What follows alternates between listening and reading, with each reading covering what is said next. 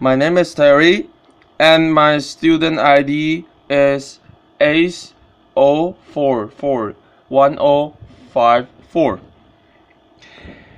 And I'm freshman in speaking and listening course. Today, I'm going to read Manal al-Sharif, a Saudi woman who dared to drive. Allow me to start this talk with a question to everyone. You know that all over the world, people fight for their freedom, fight for their rights. Some battle oppressive governments, other battle oppressive societies. Which battle do you think is harder? Allow me to try to answer this question in a few calming minutes. Let me take you back 2 years ago in my life. It was the bedtime of my son, Abudi. He was 5 at the time. After finishing his bedtime rituals, he looked at me and he asked a question. "Mommy, are we bad people?" I was shocked. "Why do you say such things, Abudi?" Earlier that day, I noticed some bruises on his face when he came from school. He wouldn't tell me what happened, but now he was ready to tell. "Two boys hit me today in school. They told me, we saw your mom on Facebook. You and your mom should be put in jail." I've never been afraid to tell Abudi anything. I've been always a proud woman of my achievement, but those questioning eyes of my son were my moment of truth, when it all came together. You see, I'm a Saudi woman who had been put in jail for driving a car in a country where women are not supposed to drive cars. Just for giving me his car keys, my own brother was detained twice, and he was harassed to the point he had to quit his job as a geologist, leave the country with his wife and 2-year-old son. My father had to sit in a Friday sermon listening to the imam condemning women drivers and calling them prostitutes amongst tons of worshippers. Some of them are friends and the family of my own father.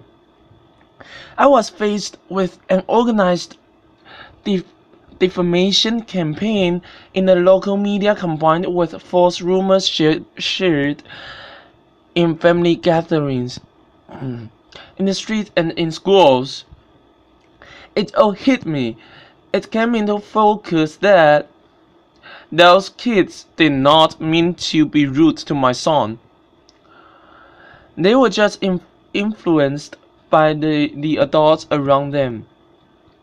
And it wasn't about me, and it wasn't a punishment for taking the wheel and driving a few miles. It was a punishment for daring to challenge the society's rules. But my story goes beyond this moment of truth of mine. Allow me to give you a briefing about my story. It was May 2011, and I was complaining to a work colleague about the harassment I had to face trying to find a ride back home. Although I have a car and an international driver's license. As long as I've known, women in Saudi Arabia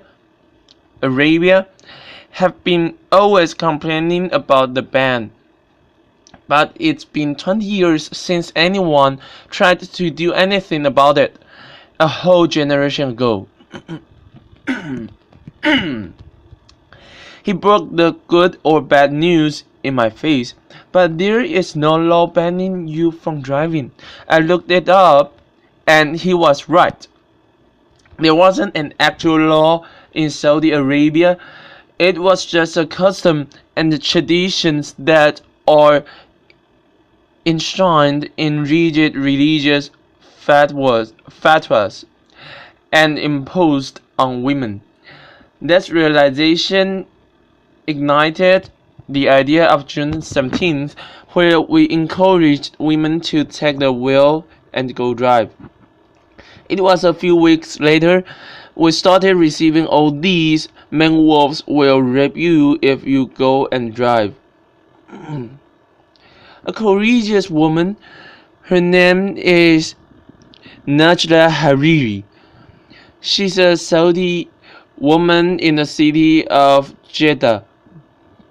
She drove a car and she announced, but she didn't record a video. We needed proof. So I drove. I posted a video on YouTube, and to my surprise, it got hundreds of thousands of views the first day. What happened next? Of course, I started receiving threats to be killed, raped, just to stop this campaign. The Saudi authorities remained very quiet. That really creeped us out. I was in the campaign with other Saudi women and even men activists. We wanted to know how the authorities would respond on the actual day, June 17th, when women go out and drive. So this time I asked my brother to come with me and drive by a police car. It went fast. We were arrested, signed a pledge not to drive again, released. Arrested again. He was sent to detention for 1 day and I was sent to jail. I wasn't sure why I was sent there because I didn't face any charges in the interrogation. But what I was sure of was my innocence. I didn't break a law and I kept my abaya. It's a black cloak we wear in Saudi Arabia before we leave the house, and my fellow prisoners kept asking me to take it off, but I was so sure of my innocence. I kept saying, "No, I'm leaving today." Outside the jail, the whole country went into a frenzy, some attacking me badly, and others supportive, and even collecting signatures in a petition to be sent to the king to release me.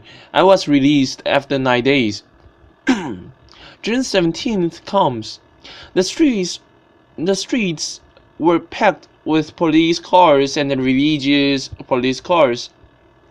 But some 100 brave Saudi women broke the ban and drove that day. None were arrested. We broke the taboo. So I think by now everyone knows that we can't drive, or women are not allowed to drive in Saudi Arabia, but maybe few know why. Allow me to help you answer this question. There was this official study that was presented to the Shura Council. It's the consultative council appointed by the king in Saudi Arabia, and it was done by a local professor, a university professor. He claims it's done based on a UNESCO study. And the study states the percentage of rape, adultery, illegitimate children, even drug abuse, prostitution in countries where women drive is higher than countries where women don't drive. I know I was like this. I was not. I was like, we are the last country in the world where women don't drive. So if you look at the map of the world, that only leaves 2 countries. Saudi Arabia and the other society is the rest of the world. We started a hashtag on Twitter mocking the study, and it made headlines around the world. BBC News, end of virginity if women drive, Saudi cleric warns. And only then we realized it's so empowering to mock your oppressor. It strips it away of its strongest weapon, fear.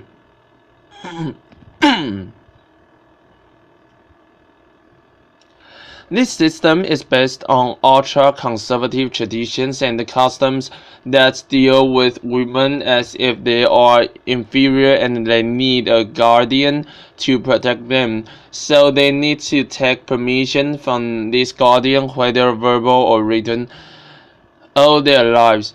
We are minors until the day we die, and it becomes worse when it's enshrined in religious fatwas based on wrong interpretation of the Sharia law or the religious laws. What's worst, when they become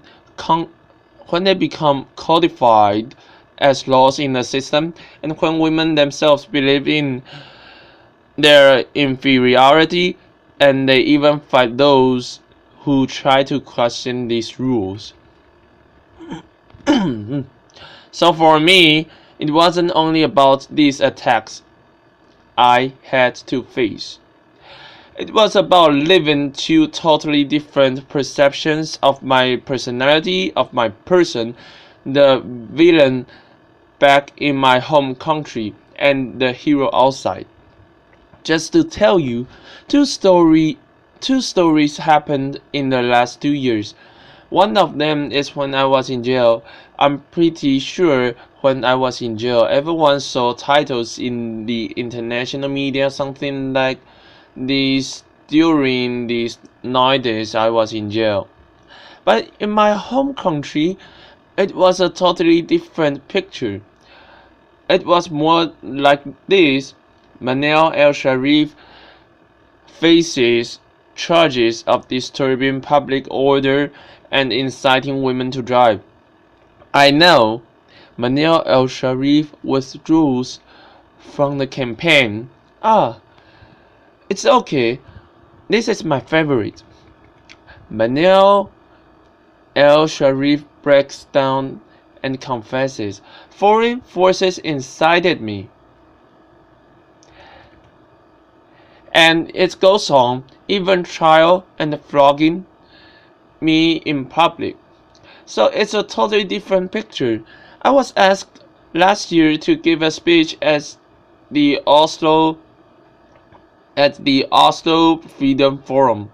I was surrounded by this love and the support of people around me, and they looked at me as an inspiration. At the same time, I flew back to my home country. They hated that speech so much.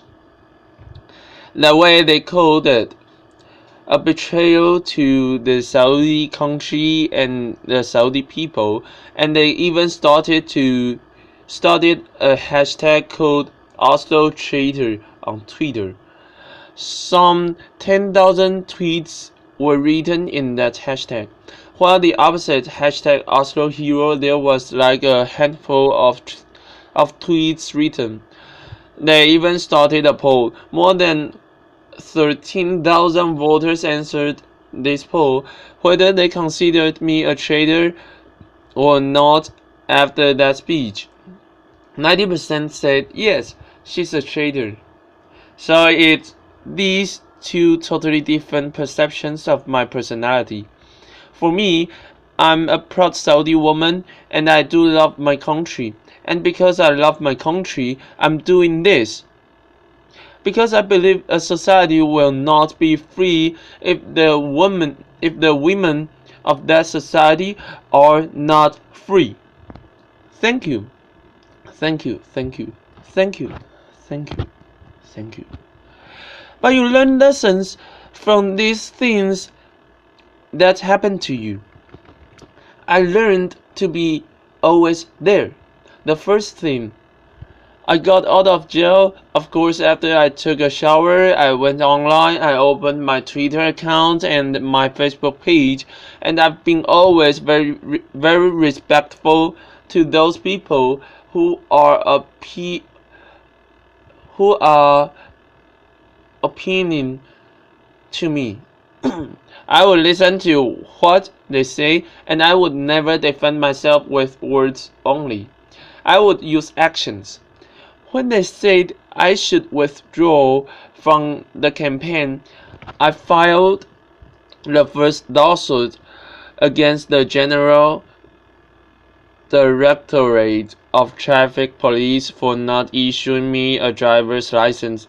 There are a lot of people also very big support, like those 3,000 people who signed the petition to release me. We sent a petition to the Shura Council in favor of lifting the ban on Saudi women, and there were like 3,500 citizens who believed in that, and they signed that petition. There were people like that. I just showed some examples who are amazing, who are believing in women's rights in Saudi Arabia and trying, and they are also facing a lot of hate because of speaking up and voicing their views. Saudi Arabia today is taking small steps toward enhancing women's rights.